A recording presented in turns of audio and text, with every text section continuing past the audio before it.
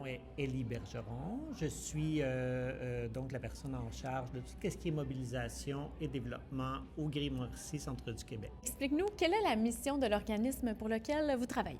Donc, la mission du Gris-Mauricie Centre du Québec est de favoriser une meilleure connaissance de la diversité sexuelle et de genre et de faciliter l'intégration des personnes LGBT dans la société. Et comment ça se passe ça, au quotidien? Mettons une journée, on commence la semaine un lundi. Est-ce qu'il y a une journée type ou la semaine peut être totalement différente d'une à l'autre? En fait, la mission de base des Gris du Québec, en fait, il y a 5 gris au Québec et un 6e gris qui est au niveau de l'Acadie.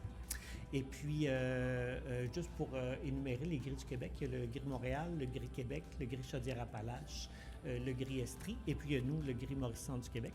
Et puis la mission de base, c'est de faire ce qu'on appelle, nous, des ateliers de démystification par le témoignage dans les écoles, particulièrement les écoles secondaires, mais on est aussi, on a aussi d'ouverture vers les autres milieux là, pour aller faire des ateliers de démystification, comme dans justement les organismes communautaires, les entreprises, cégep, universités. On peut aussi, à l'occasion, aller dans les écoles primaires où est-ce qu'on va avoir une approche, justement, qui va être très, très spécialisée, justement. Donc, on adapte l'approche à chaque milieu et à chaque clientèle. Et puis, quand on va dans les écoles secondaires, en fait, c'est toujours des duos de bénévoles qui vont aller témoigner de leur vécu personnel pour ensuite répondre à toutes les questions que les jeunes pourraient avoir. Donc, autant les plus faciles que les plus malaisantes. Donc, les bénévoles sont justement formés pour aller répondre à ces questions-là. Et puis, donc, en gros, là, c'est beaucoup la mission qu'on fait, nous, au Gris-Mauricie Centre du Québec. Et puis, en faisant justement ces présences-là dans les écoles, on fait aussi de la recherche. Donc, on fait remplir des questionnaires aux jeunes.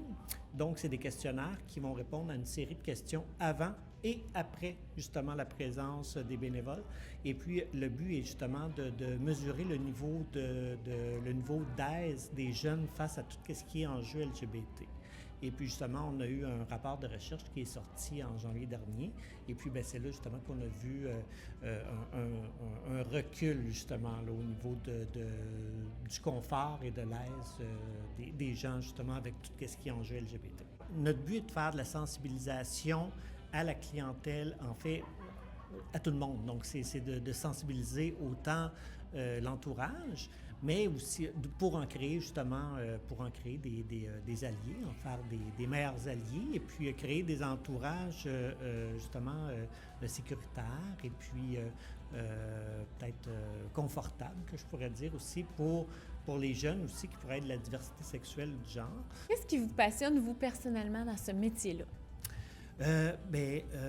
En fait, c'est sûr que moi, étant une personne, justement, des communautés LGBT, je suis actuellement une personne en transition, donc c'est sûr que moi, dans mon métier, je suis, comme je pourrais dire, je suis à la bonne place, dans la bonne chaise, je travaille pour mes communautés LGBT, à créer justement des environnements plus sains, des environnements plus inclusifs, et puis en même temps, bien, justement, à sensibiliser les gens, et puis à faire tomber aussi beaucoup les préjugés avec beaucoup de désinformation qu'on va voir un petit peu partout. Donc, ce qu'on voit, ce qui se passe un peu partout dans le monde, justement, c'est avec la montée de la droite, et puis avec aussi la montée du masculinisme qu'on peut voir.